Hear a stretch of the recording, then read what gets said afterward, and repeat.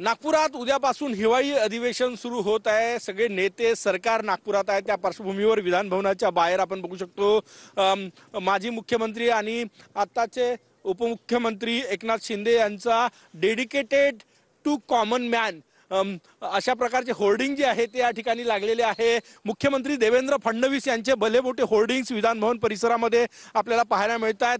तू प्रेरक नव तरुणांचा, तू प्रतीक चारित्र्याचा पुत्र असे या भूमीचा, अशा प्रकारचे होर्डिंग्स देवेंद्र फडणवीस यांची या ठिकाणी लागलेले आहे। अजित पवार यांचे होर्डिंग्स जे आहे ते या ठिकाणी लागलेले आहे, परंतु बोलके होर्डिंग्स आहे dedicated common man ex CM चे अशा प्रकारचे होर्डिंग्स। कारण की जर ही वाचलं तर सीएम जे म्हणतात ते की मी कॉमन मॅन आहे ते म्हणत आले ना, आताही म्हणतात तशा प्रकारचे hoarding dedicated to common man अशा प्रकारचे होर्डिंग्स एकनाथ शिंदे यांचे विधान भवन परिसरामध्ये पाहायला मिळतात। एकूणच राजकीय वातावरण तापायला सुरुवात झालेली आहे नागपूरची आणि याच ठिकाणी विधान भवनाबाहेर महायुतीचे होर्डिंग्स आपण या ठिकाणी बघू शकतो। अजितदादा पवार यांचे होर्डिंग ठिकठिकाणी लागलेले आहे।